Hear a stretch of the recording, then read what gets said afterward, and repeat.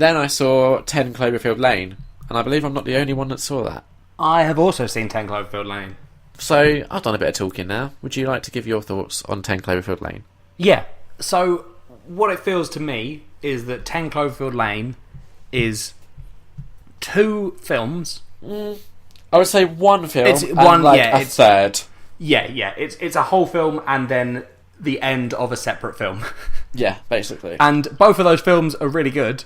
It's just unfortunate that they don't quite work in the same film. Yeah, they didn't need to be combined. It's the I think we've spoken about it before on here when we were excited about the trailer. Yeah. Or I was excited about the trailer, which is that like it was made as a separate film. Yes. And then they decided that they could brand it with Cloverfield. Yeah, so a really famous example of that is Die Hard with a Vengeance. The script was initially another movie called Simon Says, and then they basically sort of rejigged it to fit into the Die Hard franchise.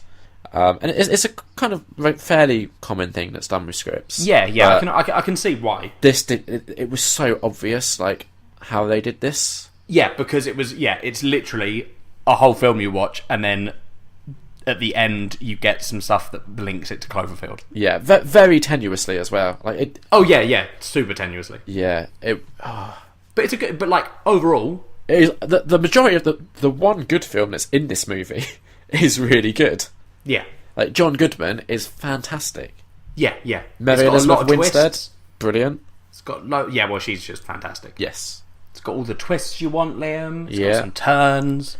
Surprisingly dark for a 12A. Like, yeah. I wouldn't recommend taking a child to see it. No, definitely don't. I did think, for me, like it starts and you can kind of see where it's going, right? If we ignore the bonkers ending, okay, you can kind of see where the main film is going, and then it twists, and there's a scene where it's set to the music that's used in the trailer. Yes, and one of my favourite scenes in cinema so far this year. It's a genius scene. It's so good. Really it's good in the trailer and it's good in the film. Yeah. And then it twists again. It goes back to kind of being a little bit predictable, which I was kind of disappointed in, because when that sequence happened... is that not then sort of surprising in that it twists back to what you were thinking? No, like, so when that musical scene happens and it sort of twists, I was like, this is interesting, because I have no idea where it's going. But then it sort of twists back to where I initially thought it was going. Yeah. So it's just kind of like it was like they didn't really know how to continue this unknown thing, so they just sort of relied back on what's more familiar, I guess. Yeah, fair enough. And I mean, it wasn't bad or anything. It was just there was a little stretch where there's just a lot of potential for them to do something different. Yeah, but overall, it's still like 3.5 out of 5, I'd say.